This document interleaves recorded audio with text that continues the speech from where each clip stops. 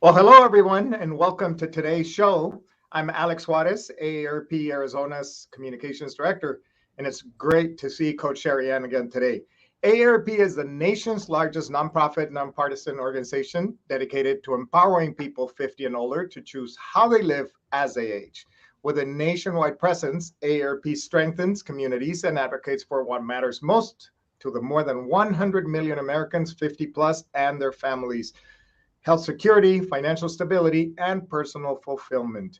AARP also produces the nation's largest circulation publication, AARP the magazine, and also AARP Bulletin. In the months of February and March, we're focusing on communications and marketing to help prepare for and live financially secure retirement.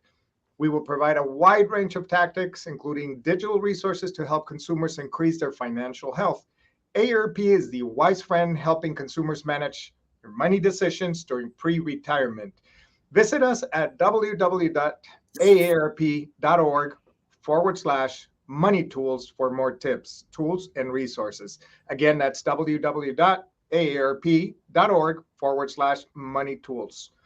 Thank you again for joining us today. Today is a pre-taped show. We're not live, but we are happy you can join us for this show.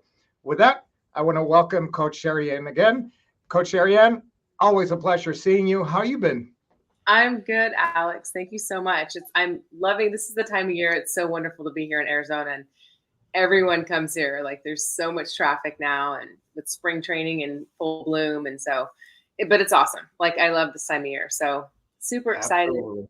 And it's That's good to see you. wonderful. I don't get to see you very often. So I'm glad you're here to host. No, I know. It's been a long time since we did a show, so we're very excited. Unfortunately, Dr. Burton couldn't do it today, but I am always excited and to see you on the show. You always provide us great tips and good information. Today, we're going to be focusing about maintaining your brain health, or just a Yes. brain health, right? Yep, tips on keeping your brain healthy. And once again, yes, this is pre-recorded, and I do apologize. That's due to my travel schedules. But please, if you have any comments or questions, please leave them. And I always circle back around and will answer any questions and comment back on any comments that you have to make. So please do continue to share. But yes, heart health is always been proven to be well promoted and well received. But brain health is one of those that we just don't talk about enough. I feel like Right. it does get touched on, but everyone always promotes heart health, and it's like, no, we need to promote brain health as well. And why is it important? Because it's our command center for the nervous system. Yeah. It enables you to have thoughts and memories. Your movements generate in your brain, your emotions. So the command center of your body is very, very important that we talk about it. And really, what is brain health? It's like I just said, it's a person's ability to function well in daily life and work. You're making decisions, solving problems, interacting, successfully with people, and enjoying an emotional well-being. And so that's all generated in our brain. And it's just interesting to me that we just don't talk about it enough. Why do you think that is? Why is it a taboo with families across, even with caregivers? Sometimes you don't talk about brain health. I don't know why it is. And I'm hoping that there'll be more and more talked about it, because it's one of those things where 1 in 3 people over 65 will suffer from some form of dementia. And Yeah. and I believe there's 8 different forms of, or types of dementia.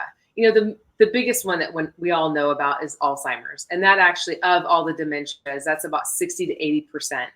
And so when you're talking about 1 in 3 people over 65 will have some form of dementia, that's terrifying. So why are we not talking about it to help have tips to help, either not Absolutely. have it or at least keep it to a minimum? Because there's also, when you talk about dementia, there's just such a wide gamut, wide range of, the dementia that you can have. And so why it's not talked about, I'm really not quite sure. I wish it were talked about earlier and earlier for people so that they can deal with it on a earlier basis.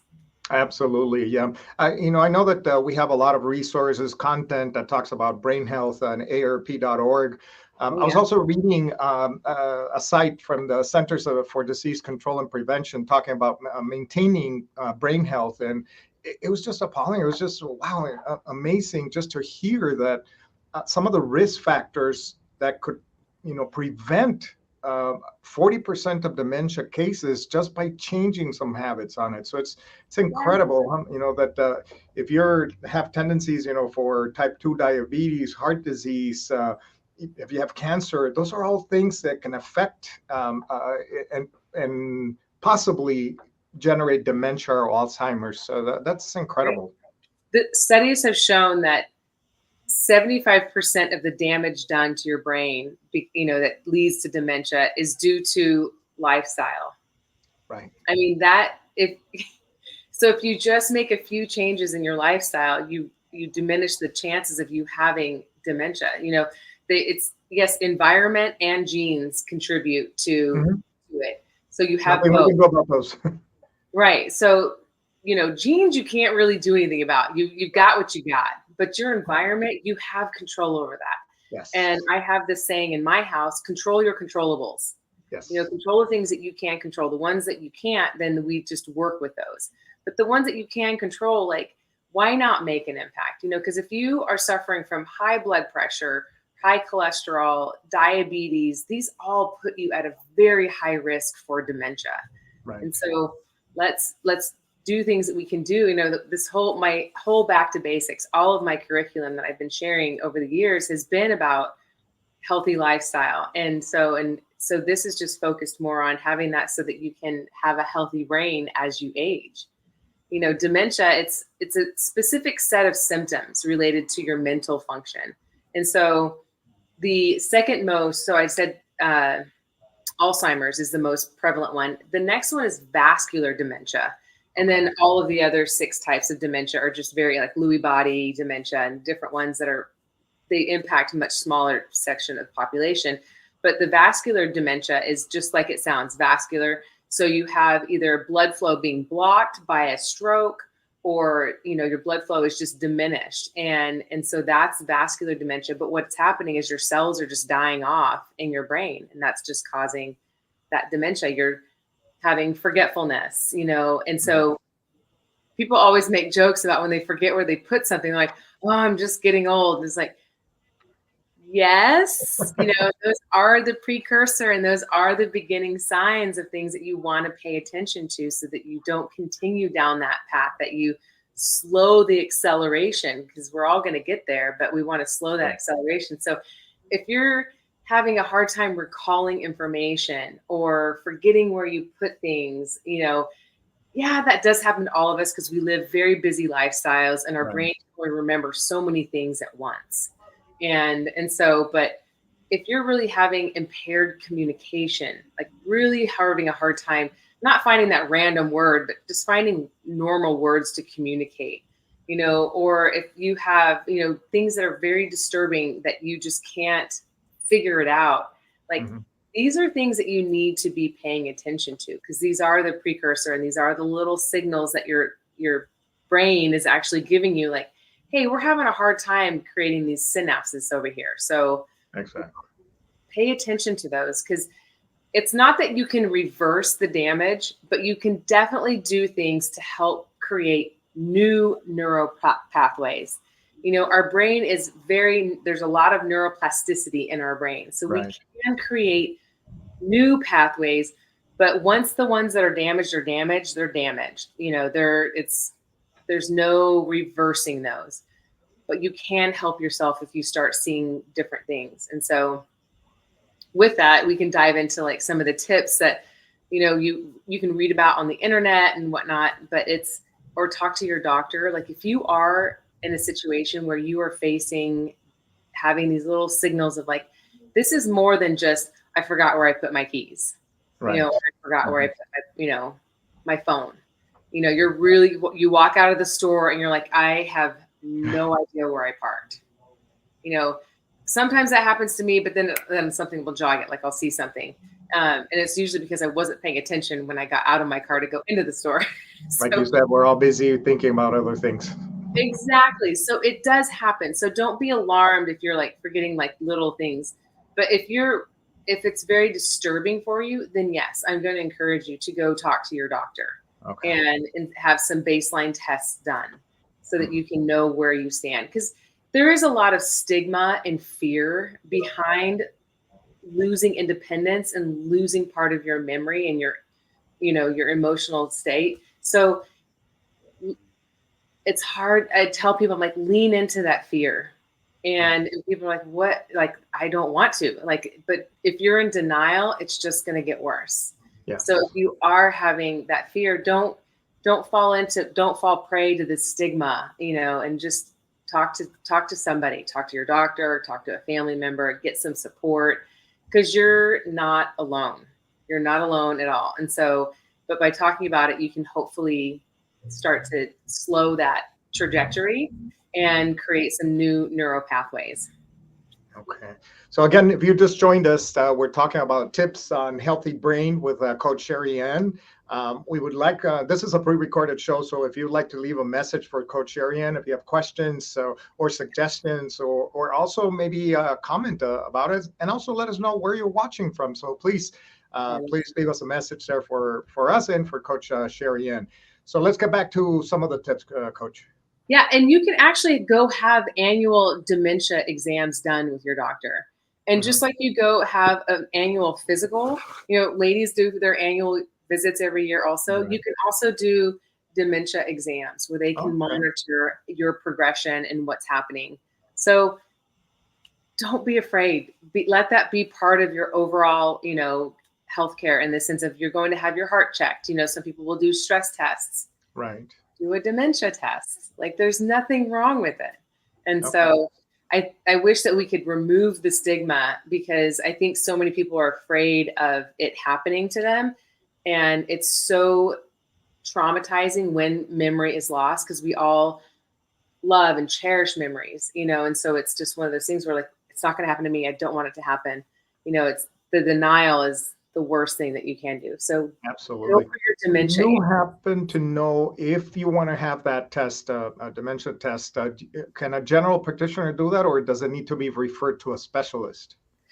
Talk to your start with your GP, your general practitioner, and then go from there. Because if they can do it in-house, then they'll do it. And if you need to be referred, because everyone has different social, different healthcare, and so it's, if you're on Medicare, it's one thing. And if you're on your individual, it's one thing. So just start with your general practitioner, and because you want them to know anyway, because they're your go-to, your hub doctor. So start there. Would that be like a cognitive type of test? Yep. Okay. And they're not that, I don't know a lot about them because I haven't had it done yet. I mean, I probably should, because I'll be 49 this year. So just You're still very young. I still feel like I'm a pup. Like, I have a lot to do. Yeah. But it's good to do, and it's funny because I was chatting with my mom and I was asking her if she'd had one done, and she hadn't. And I was thinking, because she's starting to lose her filter. I think as people, little children have no filter, and then you go through life having this filter. And then as you get older, you start to lose your filter again. Yeah. And I do think there's a lot of beauty in that, because I think we do filter too much sometimes. There's some things that do definitely need to be filtered thought-wise, but I wish that we could be more genuine and transparent. And I think it would solve a lot of problems if people were more that way. Absolutely. Yeah. A funny story on this, but my mom passed away a few years ago, and she developed dementia. She was 92 years old when she passed away. But anyhow, my mom, throughout my life, I never, ever heard her say a bad word towards the end of her life. My goodness, she was a sailor. Where did this come from? Who's this woman? Yep. Oh. That filter was diminishing. Yeah. Definitely. And it's kind of funny, because then you do see a more genuine, sometimes form of a person. And there is a lot of beauty in that, but there's also a lot of fear associated with it as well. Right. So tips that you can really focus on. The biggest thing is just having an active lifestyle. Exercise actually increases blood flow to the brain, and it increases the network of blood vessels being utilized and not diminishing and dying off. So exercise is one of your biggest friends in combating all sorts of health problems. So be active. And like you've heard me say on the show before, if you're a regular attendee, like minimum 150 minutes per week. And you can break that out however you want, and I've said 5 days a week, go for 30 minutes. And if you can't do 30 straight, do 15 in the morning and 15 at night. And that's the minimum, just keep your body moving to increase that blood flow, because it's not only going to the muscles, it's also going to your brain. Yeah. So and I would imagine physical activity reduces depression, anxiety, which is probably a cause for dementia later on. Oh, yes. Yeah. I mean, if you're suffering from depression, you're usually isolated, which is going to combat. I mean, that's going to be a big contributor to dementia, because one of the biggest things we say is, that's another tip, is remain socially involved. Strong relationships does ward off depression and stress, and which leads to memory loss. So when people are highly depressed and very stressed out, they have a lot of memory loss. And this is all so connected. And it's because when that's all happening, you're normally not sleeping well. And so sleep is another huge tip, making sure that you're getting plenty of sleep, because when you're sleeping, that is when your body and your brain are repairing itself. It's resting and repairing the damage that you've inflicted on it during the day, whether it be environmental or stress, environmental stresses or work stresses, life stresses, family stress, relationship stress. All of that plays a role in our body being damaged during the day. And even exercise does create a little bit of damage, but when you're sleeping is when your body repairs itself and makes it that much stronger. And the other part of sleep too is the brain actually, it washes itself. The brain washes itself, files all of your memories away. And so when you're not sleeping well, those memories aren't being created. It happens in REM. So if you're not hitting, it happens in deep sleep. So if you're not hitting deep sleep, you're not filing those memories away and they're lost. And so it's because when we're also sleeping, it's your body goes through a complete wash. Like your lymphatic system works at nighttime and pretty much washes all of your tissues, and it all goes through your lymphatic system and you flush it out. And so if that's not happening, you have toxic waste that is staying in your body, and that's considered cellular debris. And when you have that buildup, when the body isn't able to declutter and get its garbage out, that impacts, you have in the brain, they call it amyloid plaques. And that's amyloid plaques. So many studies have shown, like, that's the biggest problem with Alzheimer's, is we build up this amyloid plaque in our brain and it just bogs the brain down. So sleep.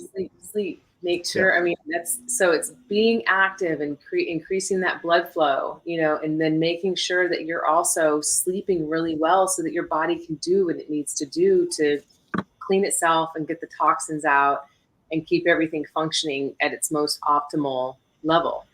And so I always say, like, sleep, moving your body is very, very important. Sleeping is next important, and making sure that you're also eating a well-rounded, balanced diet.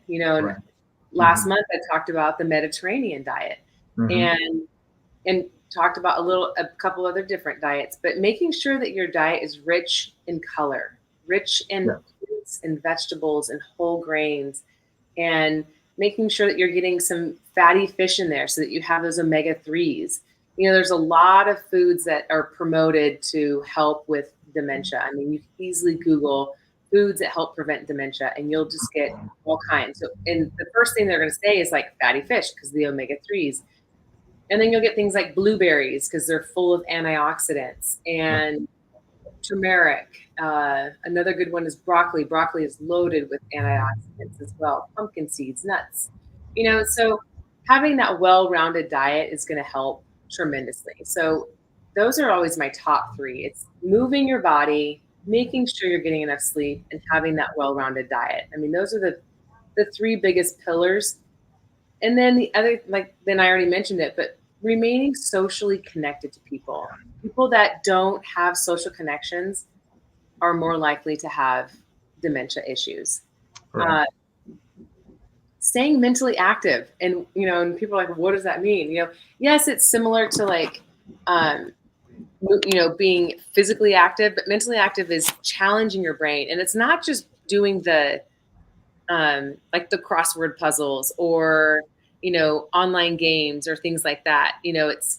Um, it's, it is doing those, but it's also, just trying something new. Like if you've never done ballroom dancing, your brain's going to have to figure out how to move your feet and be coordinated, or if you are going to try playing a piano, like if you've never taken piano lessons, or if you've never done a foreign language, try to learn a foreign language, Okay. doing these things that actually challenge the brain in a more active way and not just, also just sitting there and doing crossword puzzles. I'm not going to say those don't help, but it's going to be doing something that really actually challenges you a little bit more, and using the body as well is the best way to really stay mentally active.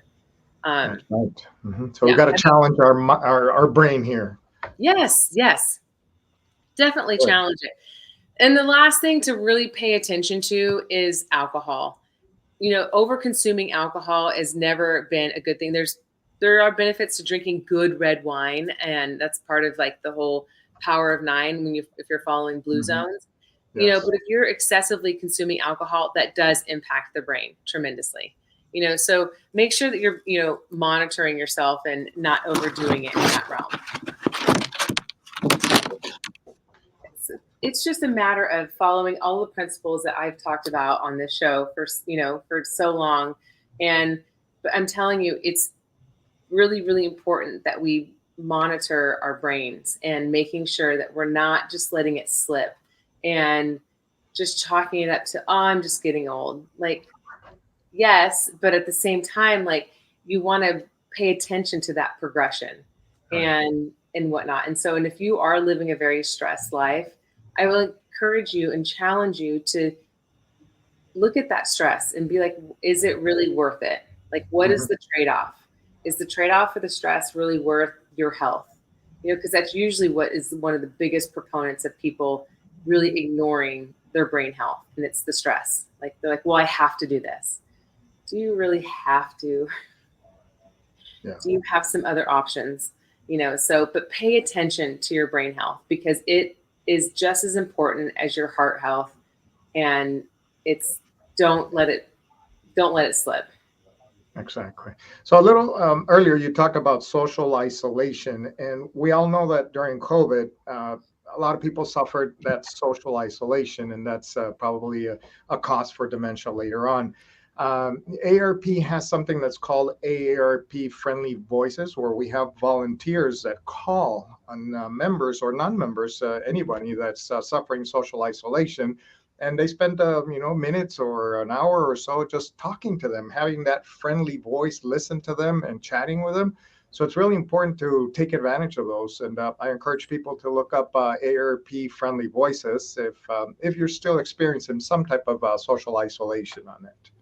Oh, I love that's offered. And it's so important. And even if you're alone, like if you are an older person and you didn't have children, and so you're pretty much you're with your friends. And as you get older and older, like I'm looking at it with my parents, like some of their friends are getting to where they're older than my parents, because I've really pushed my parents to be as young as they can be, Right. not necessarily chronologically, but just physically. Yes. If your friends are starting to pass away and you find yourself really alone, you need to really reach out into your community and find people. Don't let yourself become isolated. As we age, I find older people getting isolated so easily and so quickly. Right. And it's just, you need that social connection. It's so important. And I think too many people do not give it enough credit. And and part of it is because it's the emotional side of our being that we don't want to deny, because that emotional side is also the spirit side of our body. And if we start to deny it, then our spirit starts to die. And and that's really where it's coming from. And so when you have no reason to be around, or no purpose, it's like, be socially connected, be there for somebody and let them be there for you. Absolutely. What about for those people that have diabetes? How do they manage their blood sugars? Because that probably is a leading cause for dementia later on as well. Right. Well, that's when you're going to need to really stay closely connected with your doctor. And usually they have nutritionists that will also help you and educate you on your diet. Because when your diet is, when it's impacting your health, Hmm. it's really, some people feel like they're at a loss. And there's a lot of people that do live very healthy lives with diabetes. You just have to lean into it. And yeah, it's not easy. There are challenges with it, but definitely don't just be like, oh, there's nothing I can do. I have diabetes. It's like, no, you can live a good life with diabetes. Hmm. Hmm. It's just a matter of changing some habits there. Exactly. And sometimes it's not going to be comfortable. Hmm. And, and that's what I tell people is like, well, there's a trade-off. Like you can, maybe be comfortable, but you're going to have a shorter and less vivacious life, or you can be a little uncomfortable and learn new ways of being and new ways of living and have a longer vivacious life. Exactly. Can you remind us again, the four tips I think you mentioned just briefly? Yeah, well, my top three Okay. are Mhm. move your body. Make Okay. sure you're All right. moving your Maybe body at least Mhm. 150 minutes a week. And like I Right. said, 5 days a week, 30 minutes. That's totally manageable and stomachable.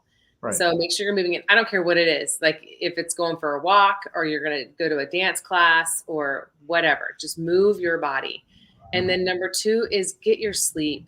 Make sure you're getting at least 7 hours a night. 7 to 8 is what they say. My magic number is like 7.5. Um, and if I'm far below that, I'm not functioning really well for that day. And if I'm over that, it's usually because my immune response is on hyperdrive to fight something off. And that's Okay. how I gauge um, where I'm at. And so, but make sure you're getting your 7 to 8 hours a night because that's so, so imperative for memory creation Mhm. and for your brain to be able to do what it needs to do because it's so busy during the day Right. and we're just so stimulated by so many things that you're sleeping is when your brain is actually able to just shut down, wash itself, create memories, and do what it needs to do. So Mhm. sleep is number two.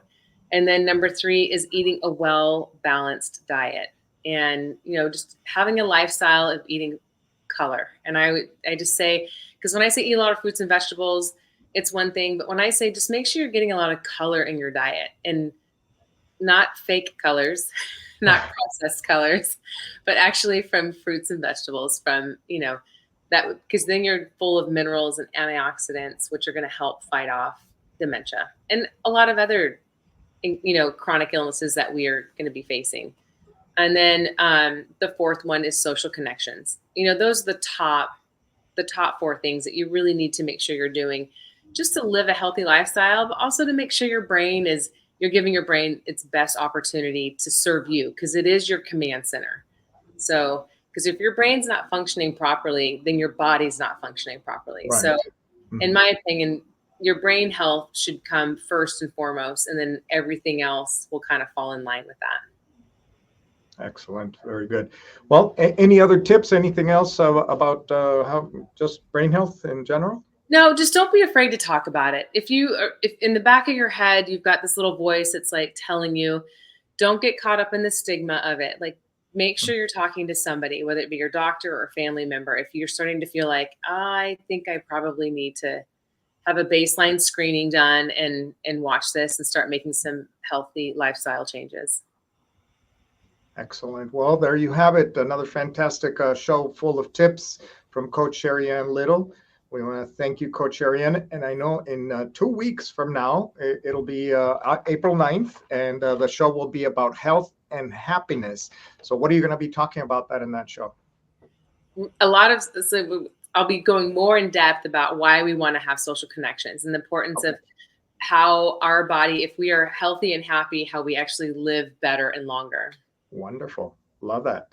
I mean, with so much negativity right now in the news and what's happening around the world, it'll be a great show, great tips. So looking forward to it. Thank you. Well, thank you so much, everyone, for watching. Again, if you want to leave a message for Coach Ariane, please leave it in the message section. Otherwise, we will see you again on April 9th, same time. And we hope to see you again sometime soon. Thank you so much. Have a great day. And Coach Sherry Ann, always great seeing you. Thank you again and have a great rest of the week. You too.